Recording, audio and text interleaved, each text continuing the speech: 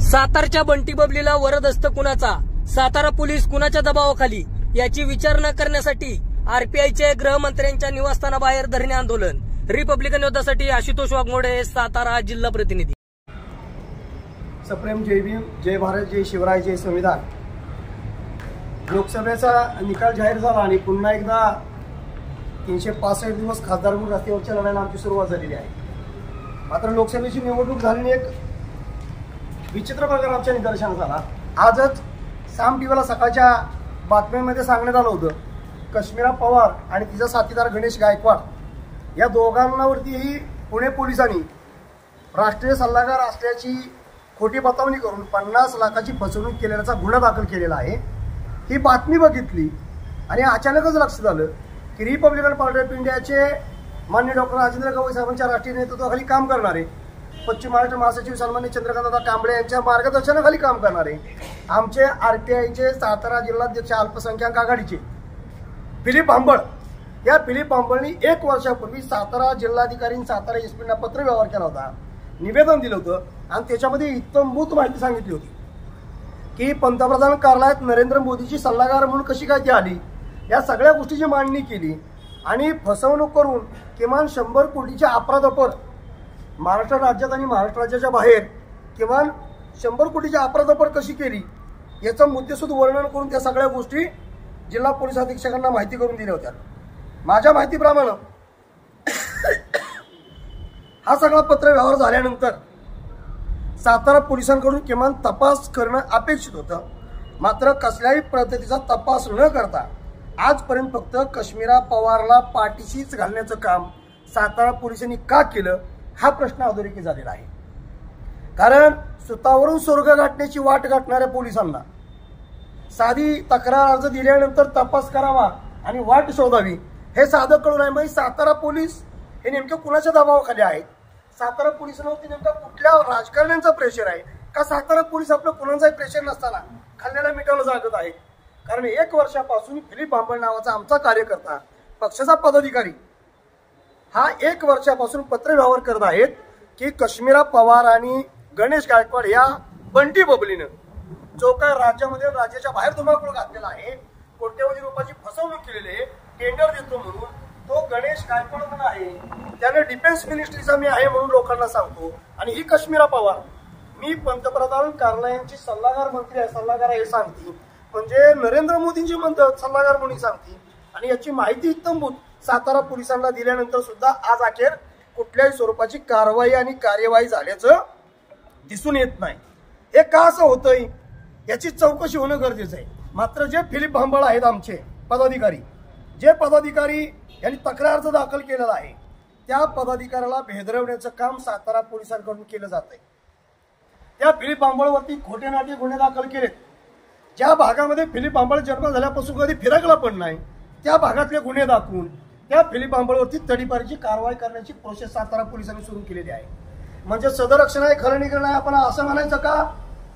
खलरक्षण आहे आणि सदनिग्रहण आहे, म्हणजे गरिबांच्या रक्षणासाठी आणि जे काही विनाश करतात, जे काही दंगेधोपे करतात, जे काही चुकीचं काम करतात त्यांच्या नाशासाठी असलेला पोलीस सातारा पोलीस, मग गरिबांच्या नाशासाठी आणि जे काही पैसे पाणी देणार आहे 2 नंबरवाले त्यांच्या संरक्षणासाठी सातारा पोलीस काम करतात का हा प्रश्न अधोरेखित होतो। कारण ही बाब बारकी नाही, ही बाब प्रचंड गंभीर आहे।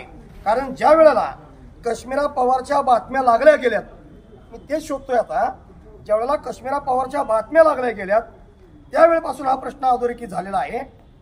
माझ्या माहितीप्रमाणे G24 असला, ABP माझाला कश्मीरा पवारच्या मुलाखतीच्या टायमाला झालेल्या आहेत आणि त्या मुलाखतीमध्ये कश्मीरा पवारनी स्पष्टपणे सांगितलेलं आहे की माझी अशी नियुक्ती झालेली आहे, तशी नियुक्ती झालेली आहे पंतप्रधान कार्यालयाने नरेंद्र मोदी साहेबांची सल्लागार म्हणून। आणि याच गोष्टीचा ऍडव्हान्टेज घेऊन कश्मीरा पवार आणि गणेश गायकवाड या बंटी बबलीच्या जोडगोळीनं महाराष्ट्र राज्यातील महाराष्ट्र राज्याच्या बाहेर धुमाकूळ घातलेला आहे, किमान 100 कोटीची फसवणूक केलेली आहे। मात्र हे सातारा पोलिसांना का दिसत नाही आणि तक्रार अर्ज करूनही सातारा पोलीस गांधारीच्या भूमिकेत का आहे या प्रश्नाचं उत्तर आम्हाला जोपर्यंत भेटत नाही तोपर्यंत आम्ही स्वस्थ बसणार नाही। सर्वसामान्य माणूस आजही सातारा पोलिसांकडे जायला घाबरतो, कारण सर्वसामान्य माणूस पोलीस चौकीला गेला की त्याच्यावरती क्रॉस दाखल करायच्या अगोदर तो अपंग माणूस असला तरी त्याला फडफडत न्यायचं आणि हात बसवायचं हा प्रताप सातारा सिटी पोलीस चौकीने काल 4-5 दिवसापूर्वी 8 दिवसापूर्वी केलेला आहे. म्हणजे तक्रार दाखल करायला जाणाऱ्या माणसावरती इन्व्हाइट करून क्रॉस कंप्लेंट दाखल करायची. तो अपंग आहे का, आजारी आहे का, तो त्याच्या पायात रॉड टाकलेत का, हे काही बघायचं नाही. त्याला फडफडत नेऊन हात बसवायचा, भेदरावायचं, घाबरावायचं काम सातारा पोलीस करतात. नेमकं सातारा पोलिसांना कुठलं संविधान राबवायचं आहे हा प्रश्न अधोरेखित होतोय. सातारा पोलिसांनी नेमकं काय साध्य करायचंय हा प्रश्न अधोरेखित होतोय. सातारा जिल्ह्यामध्ये सर्वसामान्य कार्यकर्त्यांना सोडाच सर्वसामान्य माणसांना न्याय भेटत नाही. सातारा जिल्ह्यामध्ये कुठलीही महिला सुरक्षित नाही. मात्र एसी रूम मध्ये बसून गप्पा मारायचं आणि तक्रार करणं किंवा पोलिसांच्या बाबत जो कोण बोलल त्याला भेदरावायचं, घाबरावायचं, त्याचं बोचकं बांधण्याचं काम करण्यात सातारा पोलीस पटाईत झालेले आहेत. हा आमचा अनुभव आहे. म्हणजे इथं परिस्थिती अशी आहे, लोकशाहीच्या नावाखाली सातारा पोलिसांची चाललेली ठोकशाही. सातारा पोलिसांच्या विरोधात कुणी बोलायचं नाही, सातारा पोलिसांच्या विरोधात कुणी बातम्या द्यायच्या नाही, सातारा पोलिसांच्या विरोधात कुणी बाईट द्यायची नाही.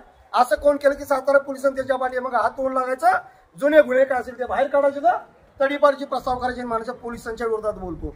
म्हणजे इथं बोलण्यावरती सुद्धा बंदी घालणारे सातारे पोलीस नेमकं कोणाच्या हातचं भावलं झालंय हे याच्यावर स्पष्ट होतं. आज अखेर बंटी बबलीवरती कारवाई का झालेली नाही, आता या प्रश्नाचं उत्तर आम्ही सातारा सिटी पोलीस चौकीच्या पीआयला विचारणार नाही. या प्रश्नाचं उत्तर साताराच्या डीवायएसपी अधिकाऱ्याला विचारणार नाही. या प्रश्नाचं उत्तर एसपी साहेबांना विचारणार नाही. कारण एसपी महोदयांना सहज जरी फोन केला तर ते फोन उचलून लगेच सांगतात तुम्ही संबंधित पोलीस चौकीला जावा. अहो साहेब ऐकून तरी घ्या आम्ही कशासाठी फोन केलाय. म्हणजे एवढाही सर्वसामान्य वेळ नसणाऱ्या एसपी साहेबांना आम्ही या प्रश्नाचं उत्तर विचारणार नाही.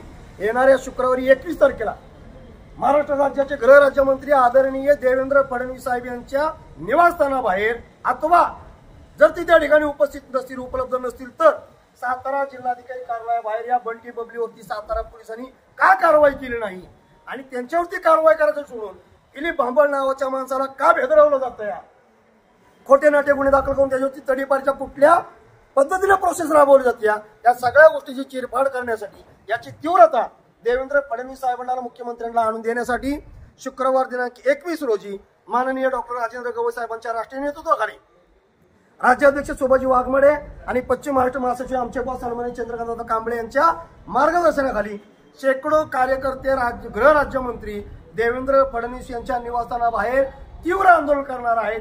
जोपर्यंत बंटी बबलीवरती कारवाई केली जात नाही आणि कारवाई करायला का उशीर लावला, का केली नाही याचं जोपर्यंत उत्तर भेटत नाही तोपर्यंत रिपब्लिकन पार्टी ऑफ इंडिया स्वस्त बसत नाही. हा शब्द देतो आणि थांबतो. जय भीम, जय भारत, जय शिवराय, जय संविधान.